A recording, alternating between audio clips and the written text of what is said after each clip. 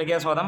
ശനിയാഴ്ച പുലി വർഷങ്ങൾക്ക് ശേഷമാണ് എന്ന് തന്നെ പറയാം. ഇന്ന് വർഷങ്ങൾക്ക് ശേഷം എന്ന സിനിമയുടെ തിരക്ക് കാണുമ്പോൾ അതുതന്നെയാണ് നമുക്ക് പറയാനുള്ളത്. ആദ്യ 2 ദിവസങ്ങൾ കൊണ്ട് തന്നെ ഏകദേശം 16 കോടിക്ക് മുകളിലാണ് വേൾഡ് വൈഡ് ആയിട്ട് ഈ സിനിമയ്ക്ക് നേടാൻ കഴിഞ്ഞിരിക്കുന്നത്. ഇന്ന് എക്സ്ട്രാ ഓർഡിനറി ബുക്കിംഗ് എന്ന് തന്നെ പറയാം. എല്ലായിടത്തും ചുവന്ന് തൊടുത്തിരിക്കുന്നു. ശനിയാഴ്ച എല്ലാ സിനിമയ്ക്കും മികച്ച രീതിയിലുള്ള ബുക്കിംഗ് തന്നെയാണ്. ആവേശം എടുത്താലും വർഷങ്ങൾക്ക് ശേഷം എടുത്താലും ജയ് ഗണേഷ് എടുത്തു കഴിഞ്ഞാലും അതുപോലെ തന്നെ ആടുജീവിതം എടുത്താലും നമുക്ക് കാണാൻ കഴിയുന്ന ഒരു കാര്യം തന്നെയുള്ളൂ, ഹൗസ്ഫുൾ ബോർഡുകൾ തന്നെയാണ് എല്ലായിടത്തും. നല്ല പോസിറ്റീവായിട്ട് തന്നെയാണ് ഓരോ സിനിമയും വന്നിരിക്കുന്നത്. അതിനിടയിൽ ചിലർ മാത്രം ഡീഗ്രേഡ്. ഇവിടെ വർഷങ്ങൾക്ക് ശേഷം എന്ന സിനിമയ്ക്ക് നമുക്ക് കാണാൻ കഴിയുന്നത് ഒരേ ഒരു കാര്യം മാത്രമാണ്, വേറെ ഒന്നുമല്ല, ജനങ്ങൾ ഏറ്റെടുത്തിരിക്കുകയാണ് ഈ സിനിമ.